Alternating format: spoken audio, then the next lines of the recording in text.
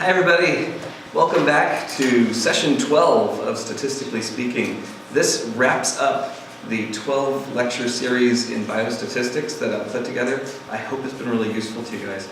I wanted to mention today is December 7th of 2017. Anyone know what December 7th is in United States history? It's Pearl Harbor Day. This is the day that brought the United States into World War II. I think that's kind of significant. You'd hear it mentioned in the States. That's fine. But today, we're going to talk about one of those tasks that frequently gets asked of the statistician when a new project is being kicked off. And that is power analysis. Power analysis is a really difficult topic on a lot of scores, but it is one that many, many people will ask of you at some point in your career. So I think that it's really important that we talk about what it is, why it exists along the way. So we will be discussing why we need to do power analyses, the importance of research proposals in a lot of different work environments. And from there, we're going to talk about what I'm calling the 4 quantities, different measures that play into almost every power calculation you're going to do. And from there, we're going to talk just a little bit about Jerzy Neyman, a Polish-Russian mathematician who had a really huge impact in this space. Okay, so here we're talking about the problems of research proposals. Who here has been involved in writing a research proposal? I see a couple hands. Okay, perhaps you've been asked to put together a plan of attack for a research project. Has anyone been asked to do that? Nobody. Has anyone been asked, what are you doing? We've all been asked, what are you doing, I think. What are you doing is typically the question that leads to a research proposal. Maybe you've been asked to write a specific aims page. Maybe you've been asked to write an abstract for what this work is supposed to be about. And power calculations very, very frequently get asked for in the context of research proposals. So what do these look like? From the very first, you may have to talk with your advisor. And he or she could ask you, put together a plan for me on how you're going to give us, to develop some new piece of knowledge, right? For that, you would need to put together your proposal for, I think that if I do an experiment where I'm measuring things like so, and these are the populations I'm comparing, and these are the number of people we'll have from each cohort, and at the end of the day, what we're going to learn is the set of genes that are involved in phenomena, in phenotype X. Right? That's kind of familiar. People have to do this kind of thing all the time in grad school. So if you're writing a specific aims page, you probably want to have a little bit of information that talks about the power of the experiment, about its ability to learn what you set out to do. So more frequently, as a principal investigator, the reason you're going to use a power analysis is that you're asking for money, because as we all know, the research enterprise lives and dies by whether grant funding is available for that task. So if you're trying to ask for money, it's probably because you have lab supplies to pay for, or expensive equipment that you want to rent some time on. You probably need to pay your own salary for a start, and if you have some students, you're probably going to have some bursaries to pay. So it's important that we get funding to allow for all of these experiments to happen, both to have the hands there that will perform it, and for the reagents, for the equipment, and so on that comes into play. Now, some of you may not be thinking, I'll stay in academia after I graduate. Some of you may be thinking, I'm going to go make some money. Anyone want to make some money at some point in their careers? There are hands. This is good. Okay, everyone is awake. People want money. Good. Right. So if you are planning on going into industry, where rumor has it you make more money, perhaps at some point your manager is going to say, why do I pay you? And you might say, you pay me because you want to find out X and I'm the person with the plan. Right? So research proposals are not something that exist only for papers and for grants. They're something that exists to inform your managers why you are awesome. So having that power is very valuable. Next, it might be that you don't remain in academia, or that you don't go into industry, but instead you go work for a government office. But do you think that all government offices have a guaranteed supply of money flowing to them all the time? They do not. Even within the government, the high-level bureaucrats have to decide how their budgets will be divvied up among the different calls on their wallets. So even in government, you're going to need to be able to convince someone higher up that your research is important and it contributes to the public good. So this brings us to the broader topic of proposal writing, and I like giving a whole hour just to this subject, and we could talk a lot more about it. But what are the things, what are the key questions that get asked of researchers along the way? So, would testing your hypothesis through research make a difference in people's lives? We frequently talk about this as the significance question. Does it matter whether your project ever happens at all? Do we care if the answer is yes? Do we care if the answer is no? Significance is something we all must deal with in any kind of research proposal. Next, are you likely to yield the data you expect through this series of experiments? So you might want to be able to say, I believe the deliverables that will come from this experiment will include these volumes. I expect a table that looks like this, with these rows representing these entities and these tables representing these experiments, right? So how are you going to get from where you are to that table, right? How do you yield those data? Next, would the data produced by the experiment be capable of answering the question you pose? Well, that's kind of important. It would be really lame if you did an experiment, produced a ream of data, and then realized your question was completely intractable. The data you produced were not capable of answering your question. That is a big, big reason why power analysis matters. So when you think of this third question, think power right away. Is the experiment ethically sound? Does anyone have to go through ethics in your master's and PhD projects? No one has to do ethics. Was anyone's name added to an existing ethics certificate for the research you're doing? Well, now I work in a med school, so for us, there are a whole lot of nods at this point. If you're working in plants, you might get away with that. But if you're working with, for example, live animals as your test subjects, you need to be able to show that those animals are going to be treated humanely. And even if you're going to sacrifice them as part of the experiment, you need to justify that the information you can gain from that has value. You don't just go about killing mice randomly, right? So, ethically sound, very important area. Next, do you know what you are doing? This is a very broad, overarching question, and it's something that we should all know. My undergraduate roommate once told me a story about interviewing for a neuroscience program on a West Coast university. They went around their interviews in pairs, and he and she were in this lab interviewing with a PI, and the PI turned to her and said, to the person he was paired with, and said, "What do you want to do?" And she said, "I want to learn how the brain works." He was nonplussed by this answer, and he turned to my roommate and asked, "And what is it that you want to do?" And he said, "I figured I'd electrocute some rats and see if we can learn something about how neurons communicate with each other." These answers are very different. One is obviously meaningful, but hopelessly intractable. The other is a much more concrete reality of what grad student life is like, in that we are able to form a concrete notion of a battle plan, something that is where your hands are going to be doing the action. So being able to move from these abstract, we would all love these things, but they're pie in the sky goals, to concrete research goals. I'm going to recruit this many patients that meet these criteria. We're going to collect this class of sample from them. From those samples, we're going to get data in this manner. From those data, we're going to perform these statistical tests, and we anticipate that the result will look like this. That is the kind of concreteness we want. So power analysis is one of those ways in which we get from an idea to what we must achieve in order to accomplish that idea. Okay, now, this slide is probably the most valuable one in the whole deck, but I'm going to try to walk through it really carefully. Has anyone ever sat in a chair that has legs that are slightly out of, slightly the wrong size with each other? This seems to happen with kitchen stools all the time.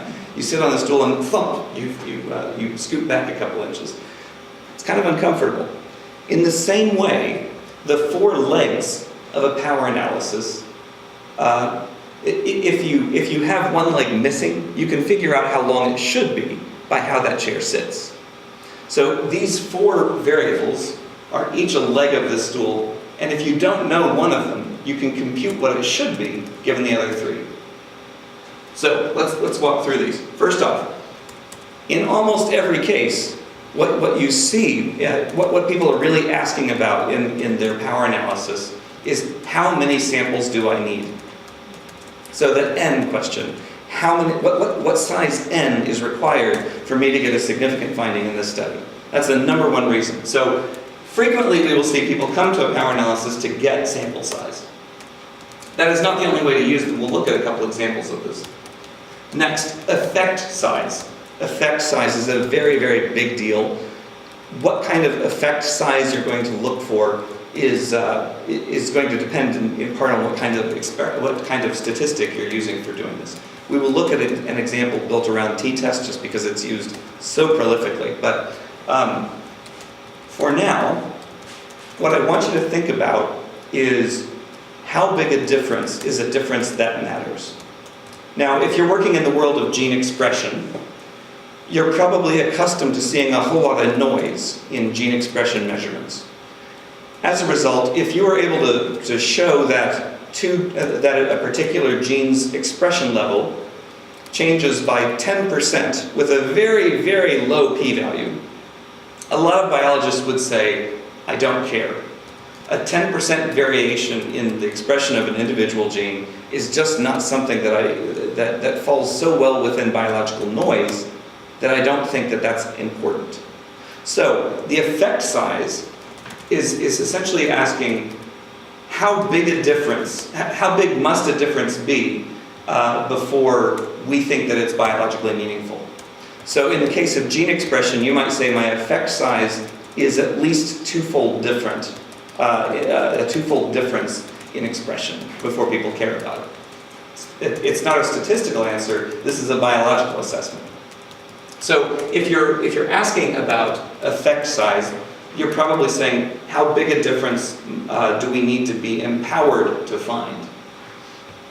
Okay, the alpha or significance level we've talked about quite a lot. We've talked about false positives very frequently. So how willing are you that the statistical test would produce a falsely positive result? That you would say, these are not different when they really are, that you would say that they are different when they are really not. So alpha or significance level is something we already feel good about. A p-value of less than 0.05, these are the things that sort of come out of that. And finally, we get to power itself. Any question? Okay, cool. So when we get to power itself, we're looking at a different kind of error. We've already said that alpha or significance level here is associated with type 1 error, claiming something is different when it's not. This is the other type of error, beta. So we're saying, if something really is different, do we succeed in overturning the null hypothesis for it? So the power is 1 minus that error effectively. So if you see a number like 0.8, it's saying that of the things that really are different in the experiment, we need to find 80% of them. Okay? So when you're putting together your own power analysis, you might say, I'm honestly not all that sure about how different things could be expected to be.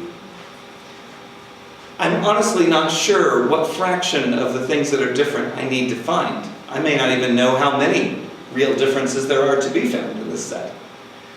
So I'm going to introduce a term to you that I have worked to contribute, not necessarily in the literature, but in talks.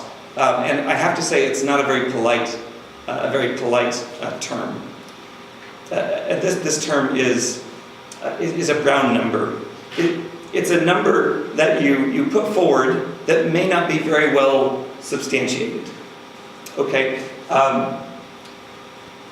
So a lot of the assumptions that go into power analyses tend to be Brown numbers. That we know that we think seeing 80% of truly different proteins would be great. So we use 80 for this number. We say 5% has been used in literature for low decades. I'm just going to reuse that number. How big a difference am I hoping to see in the data?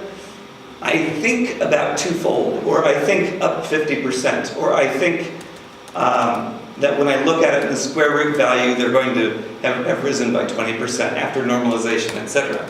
There's a lot of issues in these power analyses that we are just kind of working on our best guess. And that is in fact how the field works. So you'll need to be ready when you're doing a power analysis to make some estimation along the way. How big must something be before we treat it as real is one of those questions.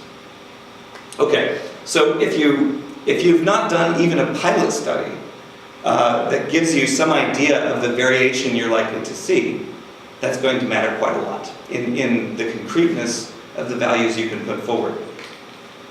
Generally speaking, as we move forward, when we do a power analysis, we're missing one of these fields. We know which one it is. We're not sure what value we need to throw in there. It is possible to do a power analysis when you're missing two of these fields. And we'll look at an example of that in a slide or two. Okay, so I've already talked about the four-legged stool of power analysis, that maybe we're missing this one leg, we need to know what length of leg it should be. That's the kind of typical way we go about power analysis. But I wanted to draw a parallel to a common joke that you see in restaurants, for example. You want your food fast, you want your food cheap, and you want your food to be high quality. But if you ask for good, fast, and cheap all at the same time, you're really asking more than most companies are likely to deliver.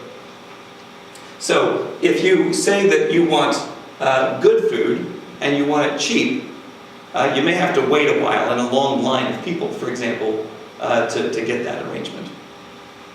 If you want your food fast and you want it to be cheap, well, you're in the fast food world, right? Maybe you're running over to McDonald's. And for that, you'll get your food pretty fast and you'll get your food pretty cheap. But I don't think anyone would say that hamburgers from McDonald's are steak, right? It might be that you want very, very high quality food and you want it very quickly. But this is a scenario that inevitably means you're going to fork out a lot of money. Okay?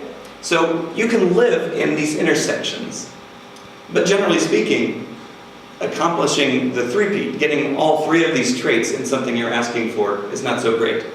So a power analysis is always going to put you in this case of playing Peter against Paul, so to speak, that you have these different factors, and how they're set is going to determine what the other leg looks like. Okay, so why do we perform three replicates? This is a question that a lot of people kind of stumble across. I want to say there is no statistical law that says that three replicates is the optimal number of replicates to do. I end up repeating this statement a lot, and you'd be surprised how frequently that surprises people. Generally speaking, if you can do a statistical test with three replicates, you can also do it with five replicates. And generally speaking, having done it with five replicates, you've got better power than if you've got just three replicates. So why is it that three is such a popular number? Let's start with this concept of confidence intervals.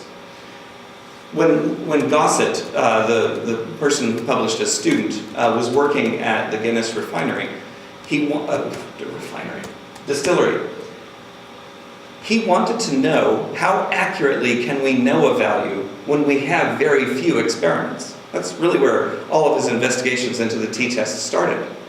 So if you have two estimates of a number, two samples drawn from a population, your knowledge of the true value for the mean of that population is necessarily pretty inaccurate. When you have two measurements for something, we would say you have 1 degree of freedom between them.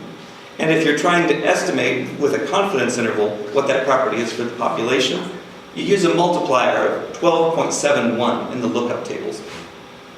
If, on the other hand, you have three replicates, you now have 2 degrees of freedom. and the multiplier you have for confidence intervals drops to 4.3. If you have 4 estimates for a number, I think the number drops to 3.2 or something like that. So our confidence about our estimate grows rather dramatically as we move from 2 replicates to 3 replicates. And then it continues growing as we go to 4 replicates or 5. Now, the difference between 20 and 21 replicates is considerably less than the difference between, say, 3 and 4 replicates. So this confidence interval is something that we need to care about, and the question of the size of the experiment, the size of n, is going to play into that. Okay, you will very frequently hear people say 3 replicates is the minimum number for running students' t-test. This is not, strictly speaking, true. You can produce a t-test with a 2-on-2 comparison. You can try it in Excel if you like, it will work. It's just that your ability to get a significant p-value out of a 2-on-2 comparison is practically non-existent. So we need to have a larger n in order to push the p-values down that come out, and to reduce the size of our confidence intervals. So very, very frequently, if you continue pressing on a principal investigator, why did you design a study in which you have a 3-on-3 comparison? The answer is almost always, that's what we could afford. Quite a lot of science is built around what can be afforded by what remains in your grant. So don't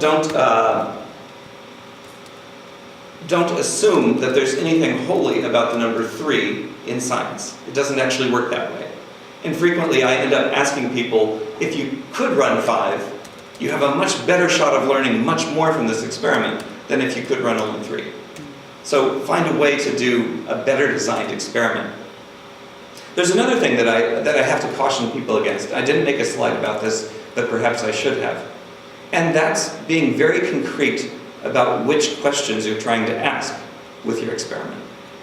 If you design an experiment to answer 4 different biological questions, you're going to have so few n in any one category that your ability to answer your first question will already be essentially negligible.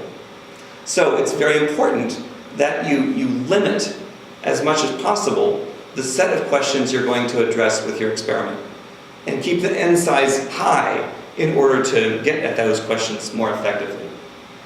Okay, so we did this because that's what we could afford. It is so frequently the answer that we need to be fairly restricted about the questions we ask of our experiments.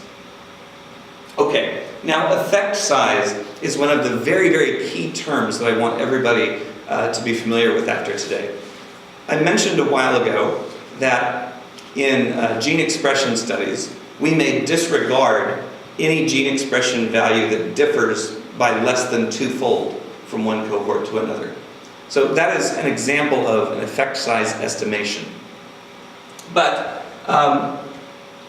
we can talk a little bit about the math, I hope. I realize we're still before lunch, so we're not digesting at the moment. Let's just talk about this. We've seen formulae that look quite a lot like this before. And I just want to remind everybody that when you see a bar over something, x1 bar here, you're talking about the mean of samples from this x1 set, and the mean of samples from the x2 set. So here we're looking at a comparison between the mean values of cohort 1 and cohort 2. So if you have a big difference, that leads to the value of D going up.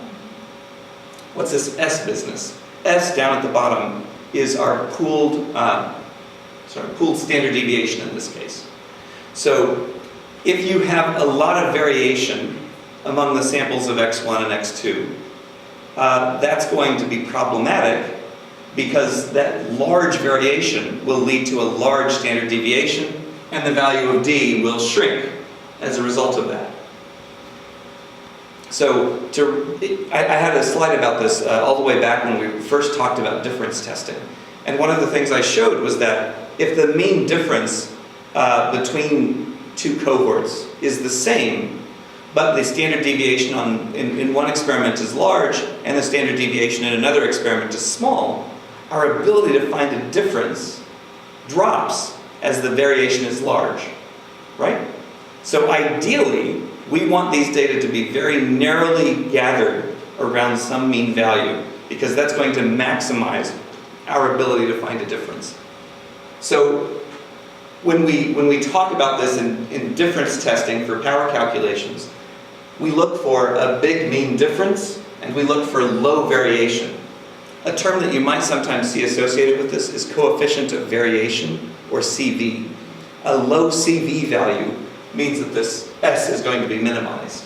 So if you have a very high CV on a type of experiment, maybe because you have a whole lot of steps in it, you're going to have a higher standard deviation, and that will diminish your ability to find differences. Okay, so one of the kind of hackneyed pieces that comes out of reading about how power calculations happens comes from Cohen's original paper on defining this effect size. And Cohen concluded that a 0.8 value for D means that you have a large difference, that the biological effect you're looking for is large in relationship to the standard deviation that we have across all of our data sets. Okay, so 0.8 as a D value is large, 0.5 is considered moderate, and 0.2 is a small variation. This is going to show up as an output from a formula, from a function we're going to run a little later, but I want you to know that these are kind of the value judgments used in interpreting the values of D that pop out. Okay, so the smaller the difference that you want to recognize, the lower the variability you can tolerate at a given sample size. So if you have a high degree of variability, you need more n to get at the same effect size. Is everyone seeing how these four legs of the stool all play together? Okay, good. I know I'm kind of repeating the same thing 5 different ways, but I'm hopeful that we're all following along. Okay, so how do we do this? Well, one of the things that I'm happiest about from the Statistically Speaking shop so far is that we've spent a lot of time simulating data sets. You guys have seen me do that, right? We were looking at what fraction of t-tests from a set of 10,000 looked significant when there was no difference at all, right? You remember seeing some of that stuff. Along the way, we have simulated data for t-tests, for ANOVAs, for any number of crazy things out there.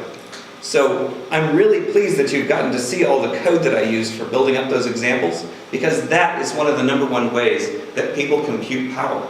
They simulate what their data look like, they run the tests that they propose to use in their study, and they see how frequently they can spot a difference that they know is there.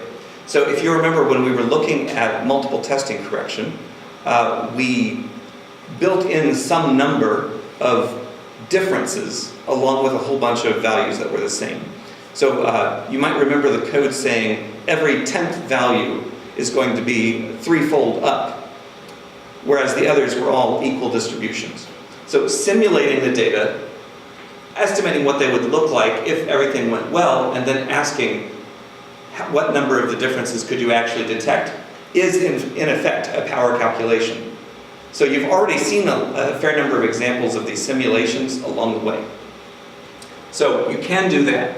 And that's probably one of the best ways to be very explicit about what differences you're looking for and so on. In the case of my 3-fold difference in the microarray, I was asserting that the effect we were looking for was a mean difference of 3 and a standard deviation in each cohort of 1. Okay.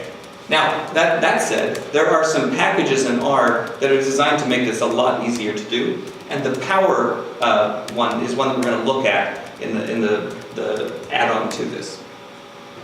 There are a couple of good pages I've included links for that I think will help you. This is the package description for power, and it talks about all the different functions that are in there.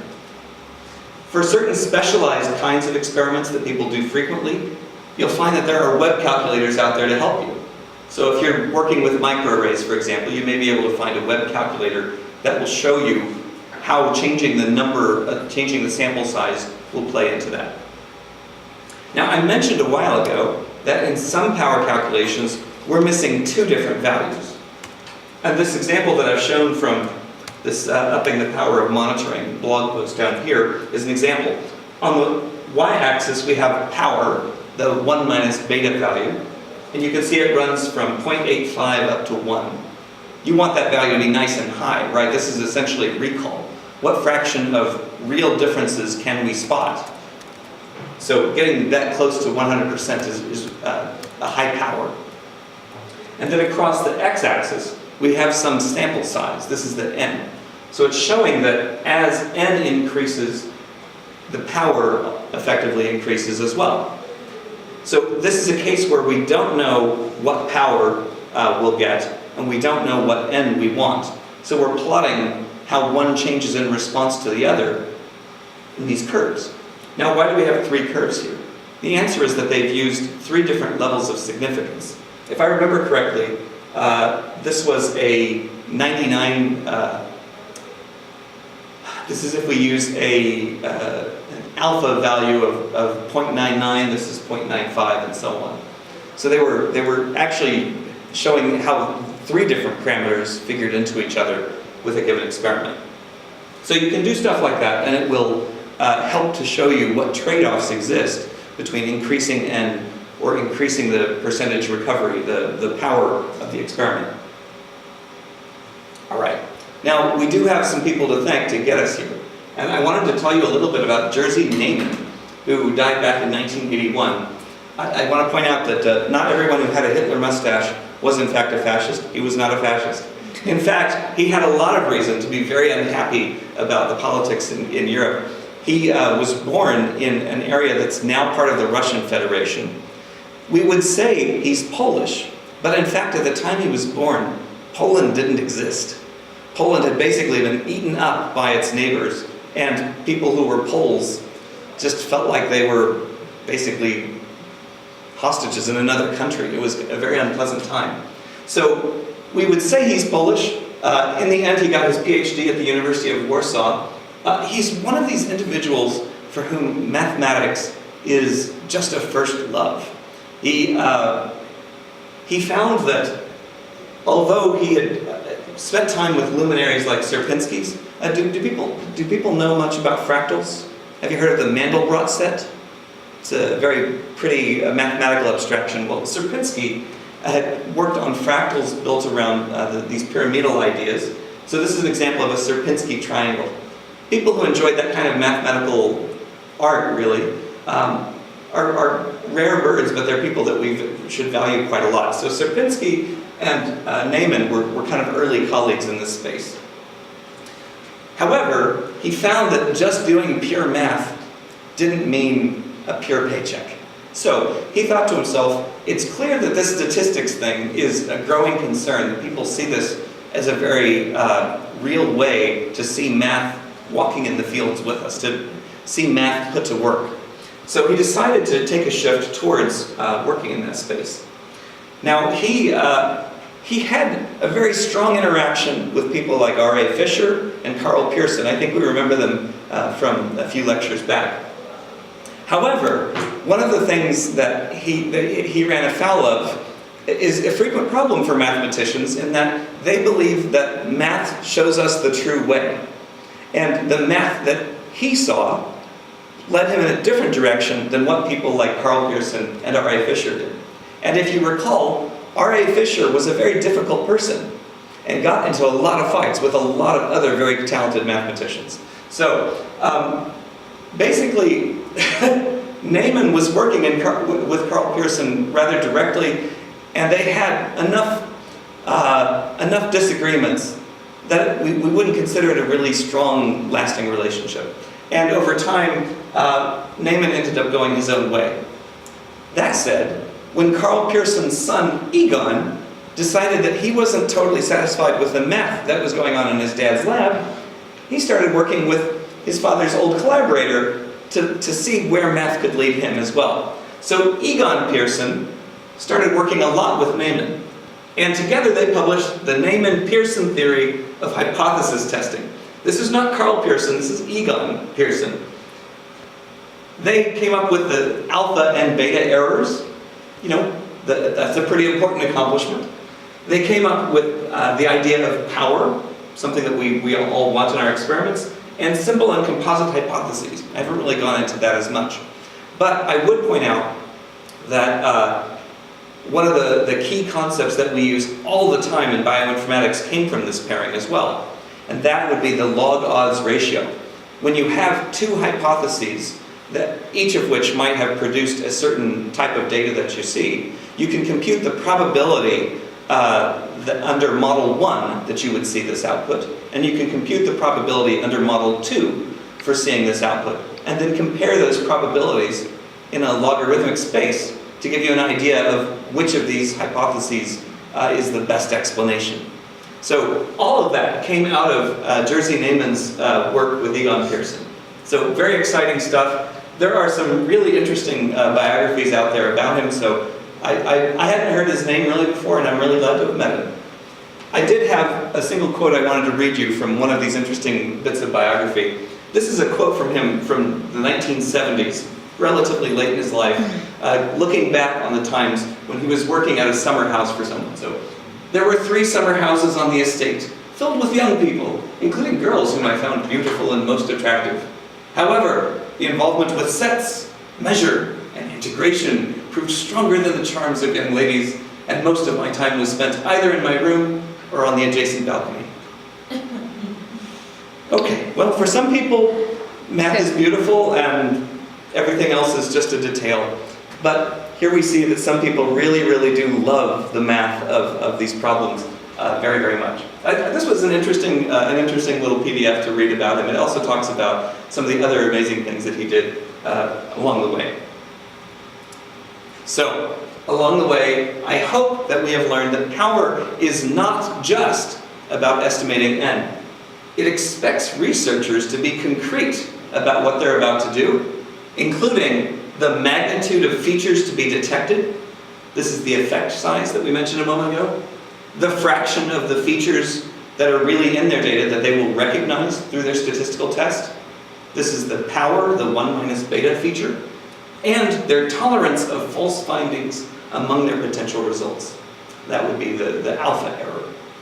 So if you have the knowledge that these 4 factors are all combined in a power analysis and have some notion of how you go about doing it, I think we're going to be in a pretty happy place. So with that said, we're going to move on to a pretty short demo. How long did I leave myself this week? 10 minutes? I put together a very short demo. We've done an awful lot of simulations in the past, so I'm not going to repeat that. But can you pull the camera over? Maybe I'll just point from here. Okay, so here we have our window. I always forget that the projector cuts off the left edge, so I'm going to pull that over a little bit. Let me see, there, okay. So I mentioned that we were going to use a new package this week. That's PWR, and you can see that the code base, again, both the PDF for this lecture and the text here should be available from a URL in the description that you'll see on YouTube. So here the text that you can find from that folder will run the install packages code. Okay. In my case, this is already installed, so it's not going to force me to reinstall it. It's going to recognize that it's already been done. Next, I need to tell it that the library must in fact be used with the library command. All right, now it's loaded into memory. Now, I want to point out that many of the R packages we work with have something called a vignette. Vignette. Vignette is another word for story. So this is sort of the story of how to use the package. It's like a little tutorial that a lot of these things come with. So I'm going to use browse vignettes on this, and I see that I get a window popped open in Mozilla in this case, and if I click on HTML, I get to see a little story about getting started with the power package by the person who wrote it. And this was updated, as we see, in March of this year, so that's nice.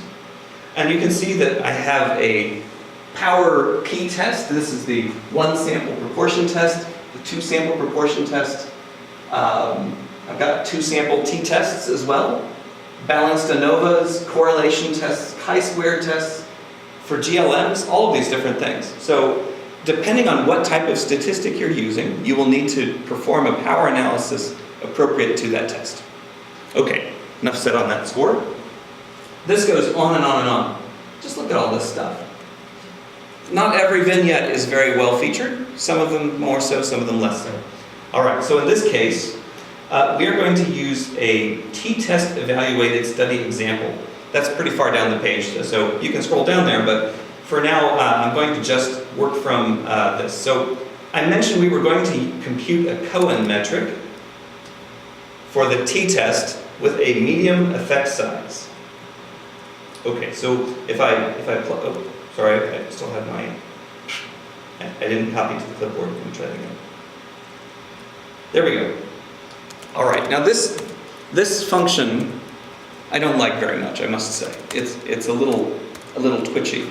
A while back, I mentioned that the Cohen D values for effect size. There we go. No problem. So Cohen's effect size is this difference between means divided by the pooled standard deviation. So we needed to have some way of estimating what value of D we want to put forward for this study. Now, hopefully, you've already done an assessment where you saw some variable that was typical for what you were looking for. You know what difference there is between the cases and the cohorts. The case and control cohorts for means, and we know what standard deviation to expect from them, and therefore we can just compute D directly. That would be great. But maybe you're having to deal with round numbers, and maybe you don't know very much about whether this is an obvious effect or a relatively minor effect. You just kind of hope that it's some sort of medium effect. So this function exists to tell you what value of D to use when you just sort of know it's an effect of, we think, medium size.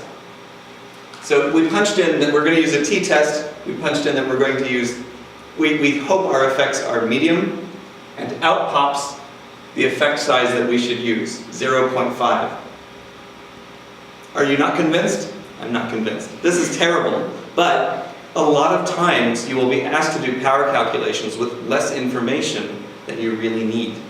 So this is why functions like this exist, to tell us that's a 0.5. If it's a 0.8, that would be a large effect. If it's a minor effect, it's 0.2. That's what we've got. All right. So now that we have our translation from medium to 0.5, we're now going to compute the power that we get using this experiment that they've laid out. Now, their hypothesis is a little sketchy. I'm going to just tell you what it is. In their experiment that they're proposing, they're saying that if you watch men and women as they go to Starbucks and you write down how much they paid for their bill, you might be able to see a difference. You think that's true?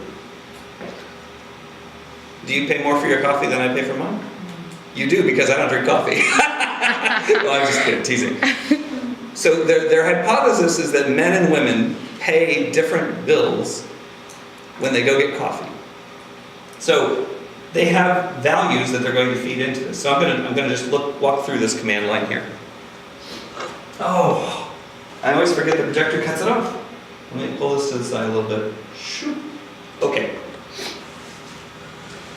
So we're going to run the power estimator for t-tests in the PWR package. We're going to supply it 30 participants in each cohort. So men, 30 women. We're going to use the effect size that the Cohen estimator kicked out up above, which is 0.5. We know that this number is really dodgy. We're not very impressed with this number at all.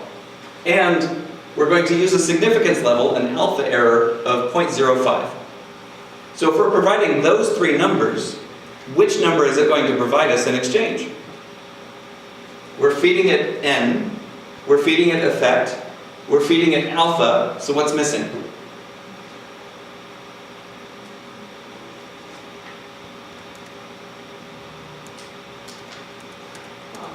Power.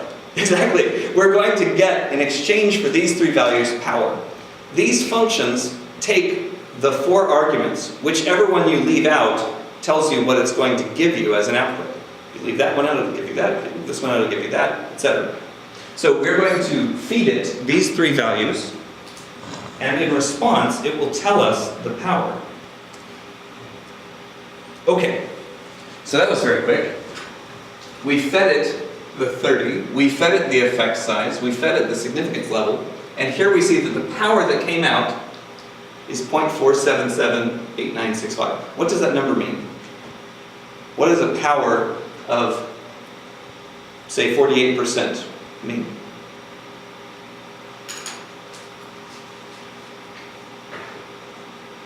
I'll accept the math answer. Let's go there. A power of 48% means 1 minus... Significance. No, that's the effect size you're thinking about. The power is the same as 1 minus beta. And beta was what? It's one of the types of error. Everyone remembers that. Which error is a beta error?